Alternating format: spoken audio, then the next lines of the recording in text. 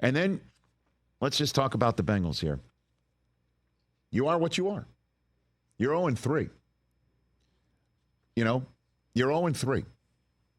And Cam Taylor-Britt could talk all he wants about that's a college offense. Well, that was a Heisman Trophy throw then if that was a college offense, right? Jamar Chase saying that we're the team to beat in the AFC. We just got to play like it.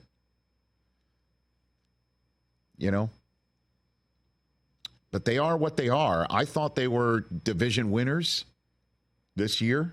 I thought Burrow coming back would be the MVP of the league. He had a statistically very nice night, but defensively, they couldn't stop Jayden Daniels. And if they can't stop Jayden Daniels, you know who they're going to have a problem with? Lamar Jackson. You know what I mean? Like, you can extrapolate it out. Justin Fields in their division? Yeah. They're now 3 behind the Steelers. And you could sit here and go, okay, that's a get-right game at Carolina.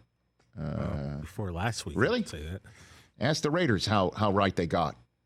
Their coach, after playing Carolina, was talking about business decisions being made by some of their unnamed players on the team. And then they do have a home date with Lamar and at the Giants on a Sunday night, at Cleveland right after that, which has been their annual Achilles heel. But Cleveland hasn't been any great shakes.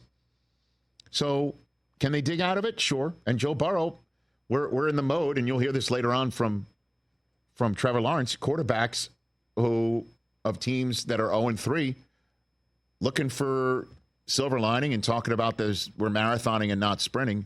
Unlike Jacksonville, Burrow has shown an ability to lead a team to almost the promised land. We'll talk about Jacksonville later on, but this was Burrow after the game.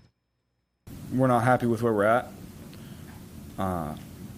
but by no means is the season over. We're 0-3. There's 14 left to play.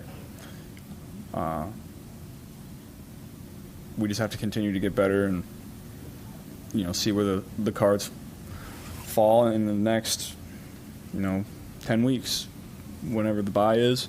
So we just got to go into this week preparing to get better and trying to get a win. That's all you can do. 324 and 3 touchdowns. By the way, pretty good. And Andy Dalton was the only other quarterback with a stat line like that all season long, over 300 yards and 3 touchdowns. So it's not, it's not on him. Next week. Yeah, I know, right? Those 2 quarterbacks play each other next week. Unbelievable. Crazy. Defensively, they just, my Staten Island friend, Lou Anarumo's got to walk in that room and say, let's look at each other in the mirror. Yeah.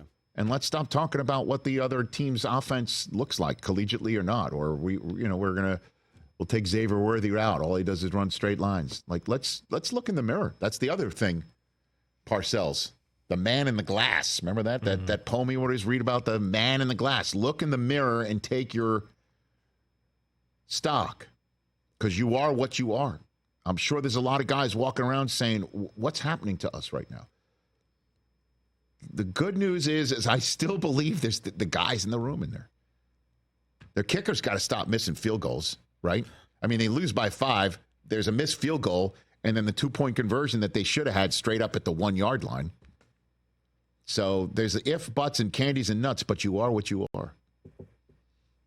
And last night, what the Bengals were the second best team on the field, with a young quarterback who in front of the whole nation dropped his Huggies. Catch the Rich Eisen Show every single day on the Roku Channel, 12 to 3 Eastern, for free.